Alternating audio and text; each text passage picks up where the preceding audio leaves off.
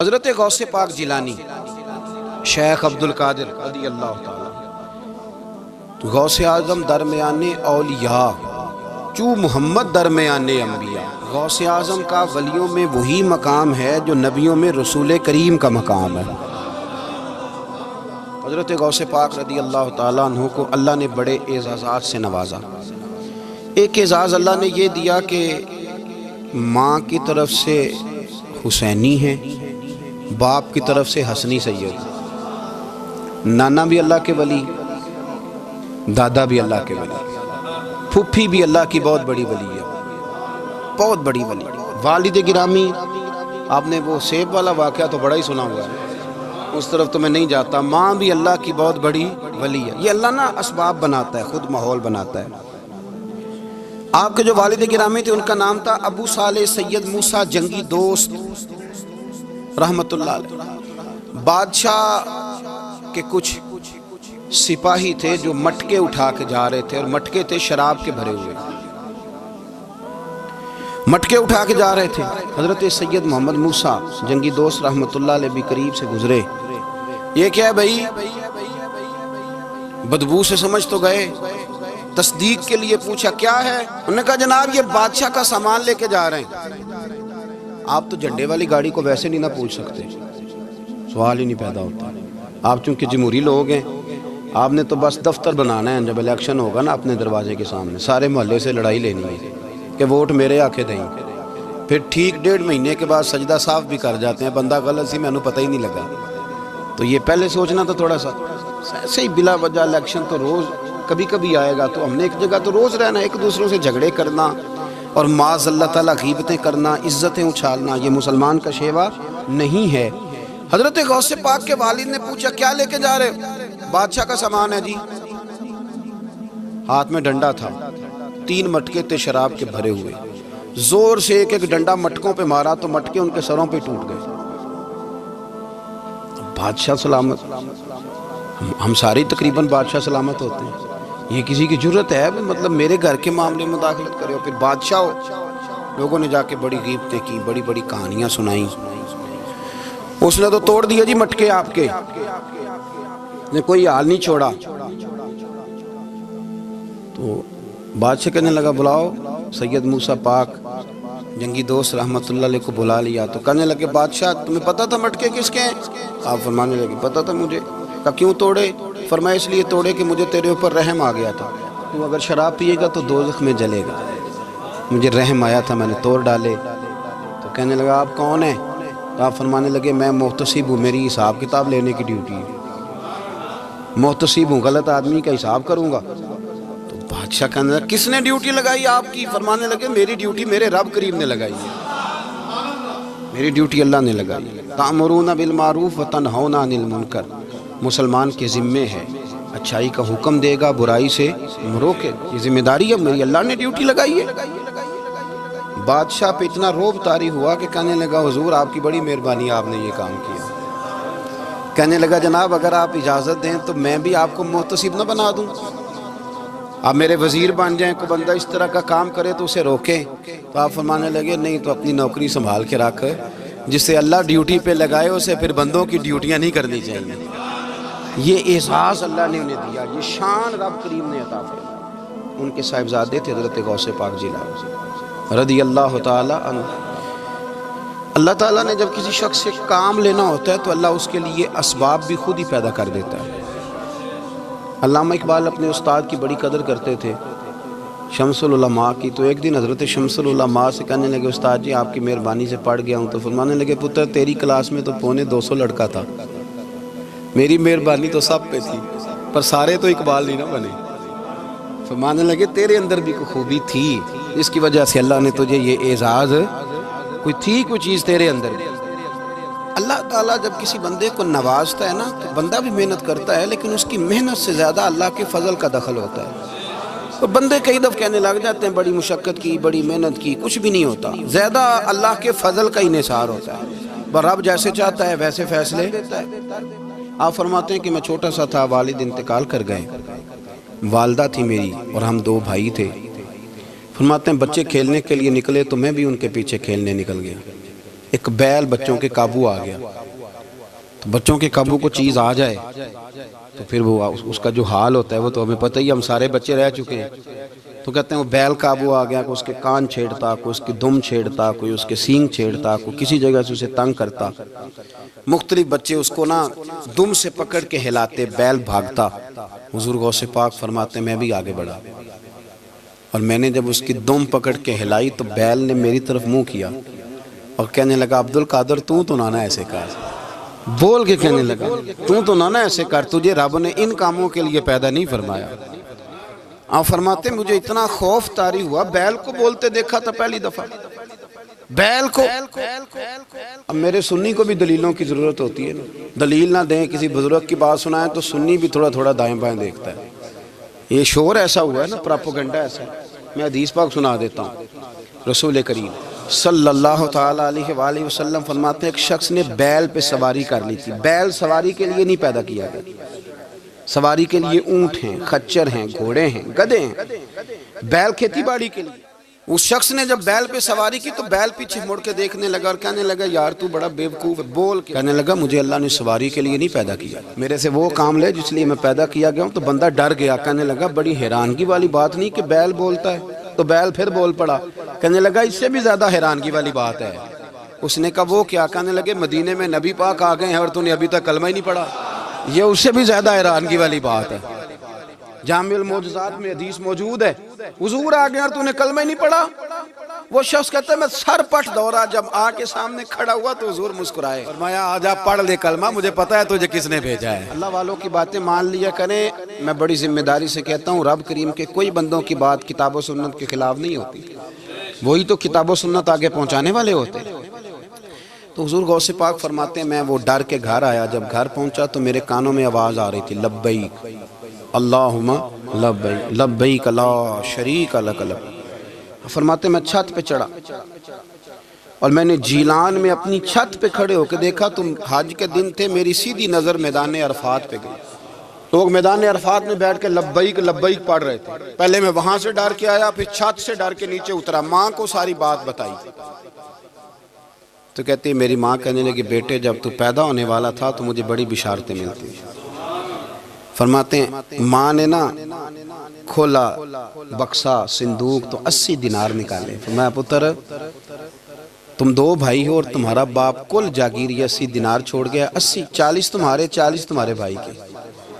فرمایا بیٹا ایک بات کا خیال رکھنا، میں عورت ہوں، تمہارا باپ کوئی نہیں، بھائی چھوٹا ہے، میں پیچھے نہیں آ سکتا، یہ 40 دینار لے جا اور جا بغداد چلا جا کے تعلیم حاصل کر، بیٹے میں پہنچ نہیں سکتی، خیال رکھنا۔ غوث پاک فرماتے ہیں 12 سال میں نے تعلیم حاصل کی یارو، میں نے پتے بھی کھائے، اور خود آپ کا فرمان موجود ہے، فرماتے ہیں ایسی سختیاں بھی دیکھیں، ایسی سختیاں بھی دیکھیں کہ پتھروں اور پہاڑوں پہ گزرتی تو شاید پگھل جاتے، لیکن میں نے اپنے نبی کا دین پڑھا۔ اب تو پیر کے گھر میں جو پیدا ہوتا ہے وہ علم لدنی والا ہوتا ہے، میں تو صاحب دا پتر ہے، او خدا کے بندے صبر کر۔ اگر غوث پاک حسنی حسینی سید ہو کے باقاعدہ پھٹی پہ بیٹھ کے پڑھتے ہیں، تو کس پیر کا مرید ہو گیا جسے علم ہی کوئی نہیں، جو جاہل آدمی ہے؟ یہ ضروری ہے، علوم دینیاں ضروری ہیں، اس کے بغیر کام نہیں چلتا۔ اور غوث پاک رضی اللہ تعالیٰ عنہ کی آپ پوری زندگی پڑھ کے دیکھ لیں، غوث پاک تمام اولیاء کے امام ہیں، ساری زندگی۔ غوث اعظم سے کسی نے پوچھا آپ نے سب سے زیادہ دین کا کام کس طرح کیا، تو فرماتے ہیں تقریر کے ذریعے۔ اب تقریر کرنے والا مولوی ہوتا ہے اور تویز دینے والا، سبحان اللہ۔ غوث پاک رضی اللہ تعالیٰ عنہ فرماتے ہیں میں نے دین کا سارا کام کس ذریعے سے کیا ہے؟ ہفتے میں 3 جلسے کرتے تھے اور 70 ہزار کا مجمع ہوتا تھا، اور بغیر لاؤڈ سپیکر کے تقریریں ہوتی تھی، اور فرماتے ہیں جیسی سمجھ پہلے بندے کو آتی تھی ویسی آخری والے کو آتی تھی۔ لوگوں نے کہا حضور یہ کرم کیسے ہوا؟ فرمانے لگے میں نے جب تعلیم حاصل کر لی تو بولنا آتا ہی نہیں تھا، تو میں بڑا پریشان، ایک دن سو گیا تو خواب میں رسول کریم کا دیدار نصیب ہوا۔ فرمایا تو واز کیا کر، تیرے واز سے لوگوں کو فائدہ ہوگا۔ یا رسول اللہ میں اجمی بندہ ہوں، لوگوں کے سامنے کیسے بات کروں گا؟ تو حضور نے فرمایا منہ کھولنا ذرا۔ کہتے میں نے منہ کھولا تو محبوب نے 7 دفعہ لعاب دہن ڈالا میرے منہ میں۔ آپ فرماتے ہیں پھر بولتا میں تھا، اثر کوئی اور پیدا کر دیتا۔ حضور غوث پاک رضی اللہ تعالیٰ عنہ نے 40 سال دین کا کام کیا۔ صبح کے وقت فقہ کا درس دیتے تھے فجر کے بعد، کچھ دیر کر ناشتہ کرتے سو جاتے، پھر آ کے مدرسے میں پڑھاتے باقاعدہ بچوں کو۔ غوث پاک رضی اللہ تعالیٰ عنہ کی سیرت پر آپ ساری کتابیں پڑھ لیں، ساری کتابیں لو، میں نے بھی بڑا ہی دعویٰ کر دیا، یعنی ساری کتابیں جتنی اب تک چھپی ہوئی ساری پڑھ لو، کہیں نہیں ملے گا کہ ہم غوث پاک کے آستانے پہ گئے۔ غوث پاک کسی بندے نے یہ نہیں کہا ہم غوث پاک کے آستانے پہ گئے، غوث پاک کے دربار پہ گئے، سب نے یہی لکھا ہے کہ ہم حضور غوث پاک کے مدرسے میں گئے۔ ہمارے نا مدرسوں میں سبق تقسیم ہوتے ہیں، سال جب شروع ہوتا ہے نا تو سبق تقسیم ہوتے ہیں، ہمارے مدرسے میں بھی تقسیم کرتے ہیں ہمارے مولانا۔ آپ حدیث پاک پڑھائیں گے، فلانا استاد منطق پڑھائے گا، فلانا فلسفہ پڑھائے گا، فلانا یہ سبق تقسیم ہوتا ہے، فلانا قرآن، فلانا حدیث، فلاں فقہ۔ تو غوث اعظم کے مدرسے کے جو ناظم تعلیمات تھے وہ کہنے لگے حضور سبق بانٹنا ہے تو آپ کو کون کون سے سبق دے دیں، کون کون سا پیریڈ پڑھائیں گے؟ تو آپ فرمانے لگے نہیں پیریڈ رہنے دو۔ حضور پھر فرمایا اس طرح کرو، لائق لائق بچے تم رکھ لو اور نالائق سارے مجھے دے دو، میں جانوں اور نالائق جانے، نالائق سارے میرے۔ غوث پاک رضی اللہ تعالیٰ نالائق سارے رکھ لیے، کند ذہن، اور حضور غوث پاک ان کو اسباق پڑھایا کرتے، ان پر محنت کرتے۔ فجر کے بعد فقہ کا درس، 10 بجے مدرسے کی کلاس، زور کے بعد حدیث پاک کا درس، مغرب کے بعد تفسیر بیان کرتے۔ بانج علموں جو کرے فقیری وہ کافر مرے دیوانہ، اور عشاء کی نماز کے بعد ہفتے میں 3 جلسوں سے خطاب۔ اور یہ سارے کام کر کے نا تو پھر بھی غوث اعظم جب دنیا چلی جاتی تو وضو کر کے مصلی پہ بیٹھ جاتے، اور 40 سال بیت گئے، ساری رات اللہ کی بارگاہ میں عبادت کرتے۔ 40 سال حضور غوث پاک کو اللہ نے بڑا اعزاز دیا، کتابیں لکھی، ڈیوٹی کی، محنت کی، کوشش کی پوری دنیا میں۔ میں پہلے بھی بتا چکا ہوں، پھر بتاتا ہوں، یہ جو صلاح الدین ایوبی کا بہت نام لیتے ہیں نا، بہت بڑے مجاہد تھے۔ صلاح الدین ایوبی کے ساتھ 70,000 کی فوج تھی، سارے کے سارے غوث پاک کے مرید تھے۔ صلاح الدین ایوبی نے حضور غوث پاک کی زیارت نہیں کی پر تعلیم غوث پاک کے مدرسے میں حاصل کی۔ اس کو بڑا شوق ہو نا کتابیں دیکھنے کا، وہ میرے پاس آئے، میں دکھاؤں گا انشاءاللہ تعالی۔ صلاح الدین ایوبی حضور غوث پاک کے مدرسے کا طالب علم ہے۔ یہ آپ کے ملک میں 2-3 دن سے رٹا چل رہا ہے، وکیلوں کا، ڈاکٹروں کا، کل سے یونیورسٹی کا بھی چل گیا ہے۔ یہ لڑائی کسی مولوی 2 گروپوں میں ہوئی ہوتی نا، چلو نام بولو، میں نے پتہ ہے اگلی گل دا بھی، کسی مولویوں کے 2 مدرسوں میں ہوتی نا تو جو طوفان اٹھنا تھا نا ہر چوک میں، مولوی لڑاندے بڑا نہیں یہ بڑی۔ میں نے دعوت دی تھی پرسوں، میں نے کہا جب وکیل مکمل تعلیم کر لینا اسے 2 سال مدرسے میں لاؤ، ہم اسے سکھائیں گے اٹھنا کیسے ہے، بیٹھنا کیسے ہے، ان کو لاؤ، اس لیے کہ ہم اپنی بات نہیں بتائیں گے، ہم بتائیں گے محمد عربی کی باتیں صلی اللہ علیہ۔ مہربانی کرو، مجھے کوئی شکوہ نہیں ان سے، کوئی کسی قسم کا نہیں، اس لیے کہ ہمارے ملک میں نا احتجاج کا کلچر پرموٹ کیا گیا ہے، ہم نے یہ ماحول بنا کے دیا ہے سڑک بلاک کرنے کا۔ یہ ہمارے قریب ایک گاؤں ہے تو روز ڈکیتیاں ہوتی تھی، بچہ بھی قتل، پولیس والے سنتے ہی نہیں تھے، ان بیچاروں نے روڈ بلاک کیا تو سب صحیح ہو گیا، اسی وقت سارا کچھ ہو گیا، اب پہرے داری بھی لگتی ہے، اب جناب چوکیاں بھی قائم ہو گئی، سب کچھ ہو رہا ہے۔ مزاج بنا دیا ہم نے، یہ عدم برداشت ہے، یہ کلچر خطرناک ہے، یہ کلچر تباہ کرے۔ وکیل کوئی غیر نہیں، ہمارے اپنے بھائی ہیں، کون ہیں وہ؟ ڈاکٹر کون ہے ہمارے اپنے؟ یہ جو بچے یونیورسٹی میں لڑے کون ہیں ہمارے اپنے؟ ہم ان کو کاٹ کے نہیں پھینک سکتے، یہ کوئی دوسرے لوگ نہیں، سب کو ضرورت ہے ایک دوسرے کی، لیکن خدا را مہربانی کرو، معاشرے میں برداشت کا کلچر پیدا کرو، سکون کا کلچر پیدا کرو، سہنا سیکھو۔ سنو ایک بات کرتا ہوں، اللہ کرے کہ میں سمجھا سکوں، سارے فیصلے خود نہ کرو۔ اگر تمہیں نظر آئے نا کہ آپ کے ساتھ کہیں ناانصافی بھی ہو رہی ہے تو ساری عدالتیں دنیا میں نہیں لگنی، ایک قیامت میں بھی لگنی ہے۔ ہاں امام حسن کو زہر دے دیا گیا تو امام حسین کہنے لگے بھائی بتاؤ کس نے دیا ہے؟ فرمایا حسین اگر وہی وہ نہیں جس پر مجھے شک ہے تو میں کسی آدمی کا بلا وجہ تمہیں نام کیوں بتا دوں؟ کہا پھر بھائی آپ اشارہ تو نہیں بتا دیں؟ تو فرمایا حسین اگر وہی ہے نا جس پر مجھے شک ہے تو پھر بھی میں نے فیصلہ اپنے رب پہ چھوڑ دیا۔ فرمایا میرے رب سے زیادہ بہتر فیصلے کرنے والا کوئی موجود کچھ فیصلے اللہ پہ چھوڑ دو. آپ یقین کریں آپ کو بڑا ہی مزہ آئے گا, آپ کو سکون آئے گا زندگی میں. کچھ فیصلے اللہ پہ چھوڑو, برداشت کا کلچر پرموٹ کریں اس وطن کے اندر. یہ بڑا پیارا ملک ہے, اس میں برداشت کا کلچر پیدا کریں. وکیل کو ہر وقت ڈاکٹر کی ضرورت ہے, ڈاکٹر کو ہر وقت وکیل کی ضرورت ہے. ہم ایک دوسرے کے بغیر دیکھیں نا, میں نے آئین بھی رکھا ہوا ہے پاکستان کا, لیکن اس کے باوجود کوئی مسئلہ بن جائے تو میں کسی وکیل صاحب کو فون کرتا ہوں. میرے دوست ہے, میں پوچھتا ہوں کہ یار یہ مسئلہ ہے, اس کا کیا حل ہے. ہم مل کے رہتے ہیں معاشرے میں. برداشت کے کلچر کو پرموٹ کریں, پیار کریں, محبت بانٹیں. یہ وطن ہے, اس کو مل کے سنواریں گے تو انشاءاللہ تعالی یہ رسول اللہ کے دین کا قلعہ بنے گا بڑا مضبوط. اس سے پیار کریں. مثبت غلط بات ہے تو اس کو آپ سمجھائیں, اس پر تبلیغ کریں, لیکن یہ نہ کریں کہ آپ عدم برداشت کا ماحول پیدا کریں. حضور غوث پاک رضی اللہ تعالیٰ عنہ دین کا کام. ایک بات, اللہ والوں کے پاس لوگ دعاؤں کے لیے جاتے ہیں. کیوں جاتے ہیں؟ سنو, میرے ساتھ ایک شخص رہتا ہے, صبح سے شام تک میری ڈیوٹی کرتا ہے, نوکری کرتا ہے, خدمت کرتا ہے, گاڑی چلاتا ہے, یہ کرتا ہے, وہ کرتا ہے. ایک صاحب ہیں جو 3 سال کے بعد ملتے ہیں. پھر وہ جو 3 سال کے بعد ملتے ہیں وہ شکوہ کرتے ہیں کہ پیر صاحب اس کی بات زیادہ مانتے ہیں. تو پیر صاحب اب کدھر جائیں, یہ سارا دن پیر صاحب کی مانتا ہے. نہیں سمجھ آ رہی ہے آپ کو بات؟ یہ مزاج ہے نا جی. ایک بندہ سارا دن دنیا داری کرے, مال کمائے, پتہ نہیں جھوٹ بولے, بڑا کچھ کرے, اور ایک اللہ کا ولی جو اپنا بنائے کچھ نہ, سارا دن رسول اللہ کی باتیں کرے, سارا دن اللہ کے دین کی خدمت کرے. اور بھائی وہ جب ہاتھ اٹھاتا ہے نا تو پھر اللہ اس کی بات کو قبول کرتا ہے. کچھ میرے خاص ہیں, کچھ تیرے خاص ہیں, تو کچھ رب کے بھی خاص ہیں. اور اس پر بھی میں پہلے آیت پڑھ لوں گا تاکہ دلیل مضبوط ہو جائے. اللہ فرماتے ہیں واللہ یختص برحمتہ من یشاء. فرمایا میں نے کچھ بندوں کو اپنی رحمت سے اپنا خاص بنا لیا. کچھ بندے اللہ کے بس اللہ کی بارگاہ میں وہ دعائیں کرتے ہیں تو اللہ قبول فرما لیتا ہے. پتر اللہ ہی دیتا ہے, لیکن اللہ کا ولی دعا تو کر سکتا ہے نا. اللہ کا ولی, میری بات کی سمجھ آ رہی ہے؟ بیٹا کون دیتا ہے؟ اللہ. حضرت محدث اعظم رحمۃ اللہ علیہ کے پاس ایک شخص نے آ کے کہا جی ولی اللہ بیٹا دے سکتا ہے؟ آپ فرمانے لگے ولی اللہ اللہ سے ملا سکتا ہے؟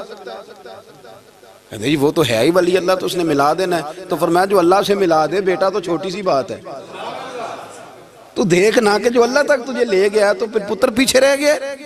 لیکن بیٹا دیتا کون ہے؟ بول کے بتائیں, بول کے. اللہ دیتا ہے. دعا کون کرتا ہے؟ اللہ کا ولی دعا کر دیتا ہے. بی بی آ گئی روتی ہوئی غوث پاک کے پاس, کہنے لگی 6 بیٹیاں ہیں. خامد اور سسر کہتے ہیں کہ 7ویں بھی بیٹی ہوئی تو طلاق دے دیں گے. تھوڑا سا اگر بندہ مالدار بھی ہو تو پھر وہ ہمارا دماغ جہاں مرضی چلتا ہے نا. یہ جہالت آج بھی بہت ساری جگہوں پہ پائی جاتی ہے. تہذیب سکھاتی ہے جینے کا سلیقہ, تعلیم سے جاہل کی جہالت نہیں جاتی.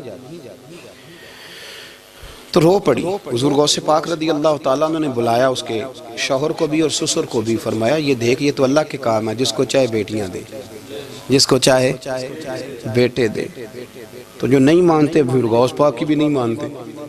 انہوں نے کہا جی نہیں دی, میں تو نکاح کروں گا. چلے گئے تو غوث پاک کی بارگاہ میں وہ بیٹی اور اس کا باپ اور اس کی ماں پھر آئے, کہنے لگے حضور مہربانی فرمائیں. پھر اللہ کے ولیوں کے پاس ایک قوت ہوتی ہے جس کا نام مصلی ہے. مصلی بہت بڑی طاقت, بہت بڑی. حضور نے فرمایا دعا صلاح المومن, فرمایا دعا مومن کا ہتھیار ہے. یہ مومن جب ہاتھ اٹھاتا ہے تو پھر عرش کا مالک دروازے کھول دیتا ہے کرم کے. حضور غوث پاک نے مصلی بچھا لیا اور رو پڑے, کہنے لگے مالک کریم اس بی بی کے دل میں کس نے بات ڈالی تھی کہ عبد القادر کے دروازے پہ جا. دیکھیں منانے کا انداز, منانا آتا ہے نا. اللہ کس نے اس کے دل میں بات ڈالی کہ عبد القادر کے دروازے جا, کس نے ڈالی؟ اور مالک اگر تو نہیں ڈالی تھی تو کیا تو اب اپنے عبد القادر کو رسوا کرے گا؟ اگر تو نہیں بھیجا ہے کہ ادھر جا تو اب تو رسوا کرے گا؟ حضور غوث پاک رضی اللہ تعالیٰ نے دعا مانگ کے چہرے پہ ہاتھ پھیرے, بچی کے سر پہ ہاتھ رکھا, فرمانے لگے پتر جا, مجھے امید ہے اللہ نے 6 بیٹیاں دی ہیں تو 7 بیٹے بھی عطا فرمائے گا. تو بی بی کہتی ہے پھر رب نے فضل فرمایا اور 7 ہی بیٹے عطا فرمائے. پھر 7 ہی بیٹے رب کریم نے دیے. تو جو اللہ کی مان تھا پھر اللہ بھی اس کی. تو اس میں اختلاف کی کیا بات ہے؟ یہ سادی سی بات ہے. ایک بغداد کا سوداگر تھا, بڑا مالدار تھا۔ ایک دن اس نے بغداد کے سارے علماء اور مشائخ کی دعوت پکائی تو غوث پاک کے پاس بھی آیا، کہنے لگا حضور شام کا کھانا ہے۔ آپ نے اس کا چہرہ دیکھا تو وہ رو پڑا، کہنے لگا بغداد کے پیر انکار نہ کرنا۔ آپ نے فرمایا تو جا میں آؤں گا۔ شاگرد مرید کہنے لگے حضرت جی آپ بڑی مشغولیت تھی شام کو، فرمایا اتنا بڑا آدمی جب رو پڑتا ہے تو لگتا ہے بڑا مجبور ہے، چلیں گے۔ شام کو جب اس کے دروازے پہ گئے تو کھانا بھی اس نے چنا تو ساتھ اس نے ایک ٹوکرا ایک صندوق بھی لا کے رکھا، اوپر سے خالی۔ جب غوث پاک نے اٹھ کے دیکھا تو اندر اس سوداگر کا بیٹا، اس تاجر کا بیٹا، دونوں ٹانگوں سے معذور، دونوں ہاتھوں سے معذور، ایک ہی بیٹا اپاہج ہے۔ وہ تاجر رو پڑا، کہنے لگا حضور بڑی دنیا جانتی ہے، بڑا مال ہے، اور جب تنہا بیٹھتا ہوں تو کھول کے روتا ہوں۔ وہ بے نیاز ہے نا، ساری زندگی کے بعد ایک بیٹا دیا تو وہ بھی اپاہج ہے۔ حضور بال سفید ہو گئے، لوگوں کی اولاد بڑھاپے کا سہارا بنتی ہے، میں بوڑھے وقت میں اس کو اٹھا کے پیشاب پخانے کے لیے لے کے جاتا ہوں۔ بغداد کے عبد القادر سنا ہے جب تو دعا مانگتا ہے تو رب قبول فرما لیتا ہے، تو مہربانی فرما اگر میرا پتر ٹھیک ہو جائے، میرا زور کوئی نہیں مالک، بے نیاز ہی بڑا ہے، اگر مہربانی ہو جائے۔ تو غوث پاک نے پھر مصلی بچھایا، مصلی بچھا کے کہنے لگے مالک تو اپنے بندوں کے دل میری طرف کیوں موڑتا ہے، اور اگر موڑتا ہے تو پھر رحمت کی نظر فرما، بندہ نوازی فرما۔ ایک باپ اتنے رو رو کے آنسو بہا رہا ہے تو کرم نوازی فرما۔ حضور غوث پاک نے ابھی چہرے پر ہاتھ نہیں پھیرے کہ بچہ اللہ اکبر کہتا ہوا صندوق سے باہر